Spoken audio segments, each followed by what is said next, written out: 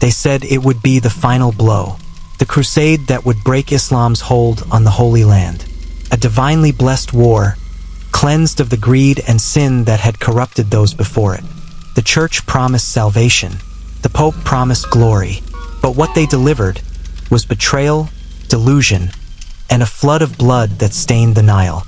This is the story of the Fifth Crusade, a crusade built not on strategy nor unity, but on false visions, religious manipulation, and a lie so deadly it drowned an entire army. It began with hope.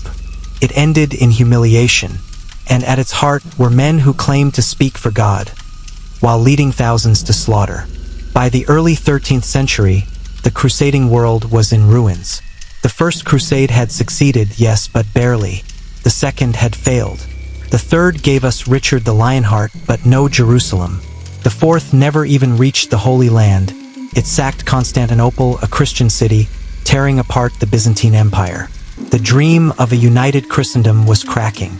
But then came Pope Innocent III. Brilliant, ruthless, charismatic. He believed the crusade needed purification. It had become too political, too worldly.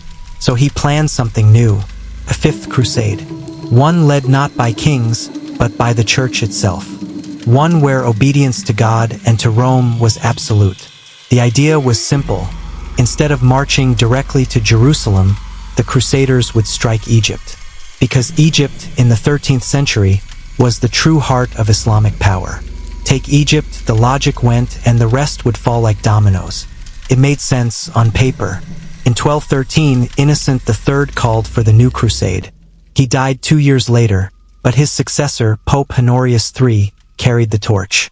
And by 1217, the Fifth Crusade was underway.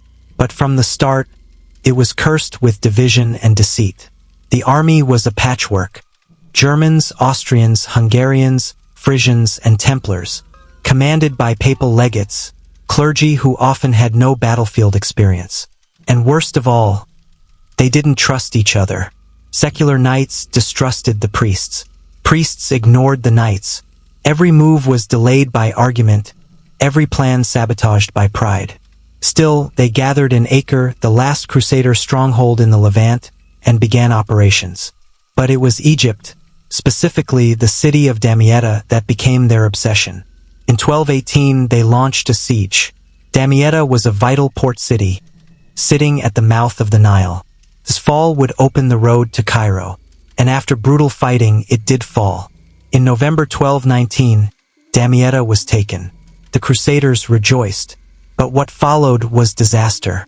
The Muslims, led by the young Sultan Al-Kamil, offered terms. A deal. He would return Jerusalem to the Christians. Not just Jerusalem, but the entire cross-shaped corridor from Acre to Bethlehem. In exchange, the Crusaders would leave Egypt. It was everything the Crusaders claimed they wanted. And they refused. Why?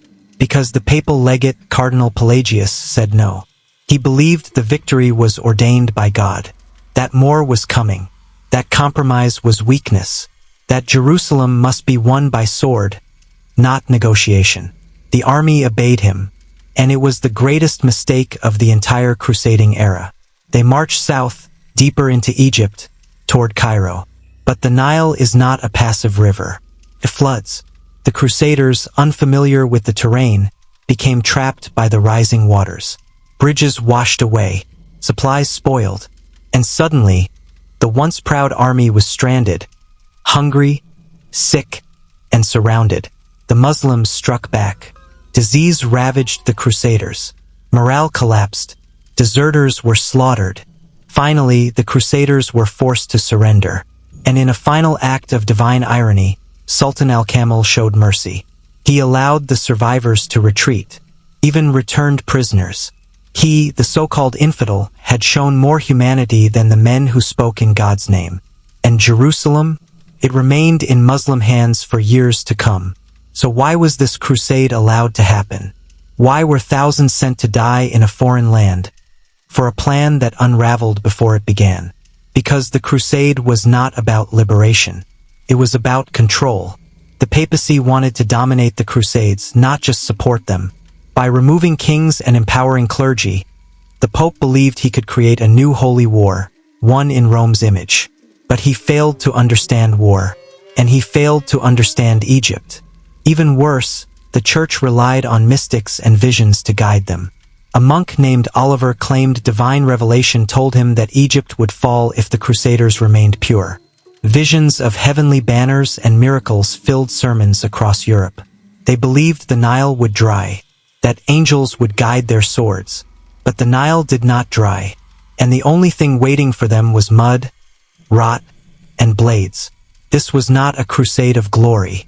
It was a crusade of arrogance, of blind faith weaponized by politics. The Fifth Crusade is rarely remembered today.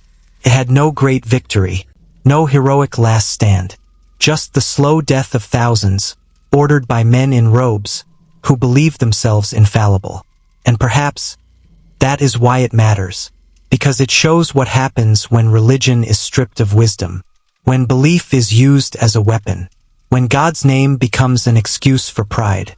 The Fifth Crusade was not lost by the sword. It was lost long before the ships ever left port.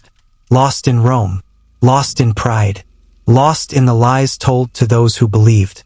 And what remains is not a story of heroes, but a warning that blind faith in the wrong hands does not lead to salvation.